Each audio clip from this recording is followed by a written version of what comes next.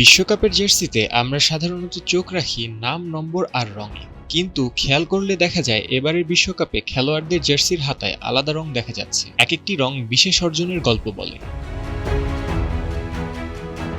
এই প্যাচগুলোর মধ্যে সবচেয়ে নজরকাড়া হলো সোনালি প্যাচ, যা কেবল সেই খেলোয়াড়রাই পড়তে পারেন যারা ফিফা বিশ্বকাপে গোল্ডেন বুট জিতেছেন, অর্থাৎ টুর্নামেন্টের সর্বোচ্চ গোলদাতা হয়েছেন। এই তালিকায় আছেন ইংল্যান্ডের অধিনায়ক হ্যারি কেইন। তিনি এই সম্মান অর্জন করেন 2018 রাশিয়া বিশ্বকাপে, যেখানে তিনি 6 গোল করে দলকে পৌঁছে দেন সেমিফাইনালে। সেই অর্জনের স্বীকৃতি হিসেবে তার জার্সিতে সোনালি প্যাচ দৃশ্যমান। একই প্যাচ দেখা যায় ফ্রান্সের কিলিয়ান এমবাপ্পেরও, যিনি কাতার বিশ্বকাপে 8 গোল করে গোল্ডেন বুট জিতেছিলেন। কলম্বিয়ার হামেস রদ্রিগেজও এই তালিকায় আছেন 2014 ব্রাজিল বিশ্বকাপে 6 গোল করার কৃতিত্ব নিয়ে।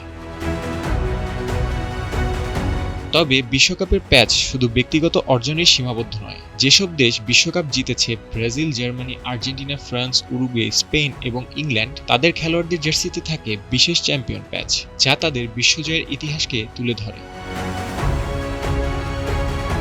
অন্যদিকে যারা প্রথমবার বিশ্বকাপ খেলছেন তাদের জন্য আছে ডেবিউ ফিফা ওয়ার্ল্ড কাপ প্যাচ, যা নতুন যাত্রার প্রতীক। আর যারা 5 বা তার বেশি বিশ্বকাপ খেলেছেন তাদের জন্য রয়েছে লিগ্যাসি প্যাচ। এটি অভিজ্ঞতা ও দীর্ঘ পথ চলার স্বীকৃতি বহন করে।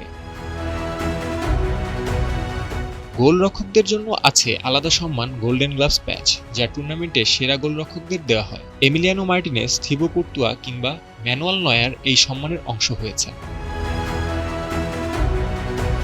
সবশেষে জানা যায় এই প্যাচগুলো কেবল মাঠের ভেতরের বিষয় নয়, ফিফা ও টপসের সহযোগিতায় এগুলো ম্যাচের পর জার্সি থেকে সরিয়ে নিয়ে সংগ্রহযোগ্য স্মারক হিসেবে সংরক্ষণ করা হয়, যা ভক্তদের কাছে বিশ্বকাপ ইতিহাসের এক-একটি টুকরো হয়ে থাকে। এই ছোট ছোট প্যাচগুলোই আসলে ফুটবলের বড় ইতিহাসকে জড়িয়ে রাখে, গৌরব অর্জন আর স্মৃতি নীরব সাক্ষী হিসেবে।